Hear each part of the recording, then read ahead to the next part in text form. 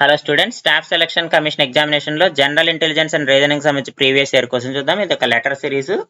ఓపీఓఆర్ ఎన్ఓపిఎస్ dash అని ఇచ్చాడు. So ఇక్కడ ఉన్నది కనుక్కోవాలి. సో ఫస్ట్ ఎలా లాజిక్ ఏముందో చూద్దాం మనం. సో ఓఎన్ ఫస్ట్ ఓపీఓఆర్ కదా, సిరీస్ లో ఫస్ట్ ఓపీఓఆర్ నుంచి ఏమొచ్చింది మనకి ఎన్ఓపిఎస్ వచ్చింది. ఇక్కడ క్వశ్చన్ మార్క్ రావాలి. క్వశ్చన్ మార్క్ నుంచి మనకి ఎల్ఎంఆర్యు వచ్చింది, మళ్ళీ కేఎల్ఎస్వి వచ్చిందమ్మా. ఇక్కడ చూడండి, ఓ అంటే మనం నెంబర్స్ తీసుకుందాం. 15, 16, మళ్ళీ 15, ఆర్ అంటే 18, ఎన్ అంటే 14, 15, పి అంటే 16, 17, 19, ఆర్ తర్వాత వేసు కదా. తర్వాత ఇక్కడ ఎల్ అంటే మనకి 12 వస్తుంది, తర్వాత 13, ఆర్ అంటే 18, యు అంటే 21,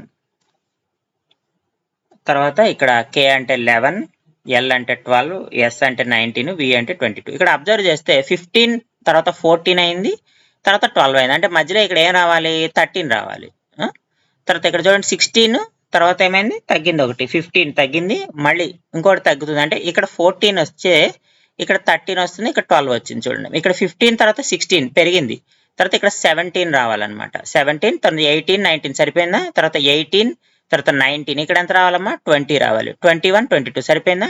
అంటే ఫస్ట్ రెండు తగ్గుతున్నాయి, తర్వాత రెండు పెరుగుతున్నాయి. అంటే -1 అయింది, +1 అయింది. దాని ప్రకారం ఇక్కడ రాసాము. 13 అంటే ఎమ్, 14 అంటే ఎన్, 17 అంటే క్యూ, 20 అంటే టిఎం. సో కాబట్టి మనకి ఏం రావాలి, ఎంఎన్ టీక్యూ రావాలి. సో ఎంఎన్ టీక్యూ ఎక్కడుంది, ఎంఎన్క్యూటీ రావాలి. ఎంఎన్క్యూటీ ఎక్కడుందమ్మా, option A. So option A is the correct answer.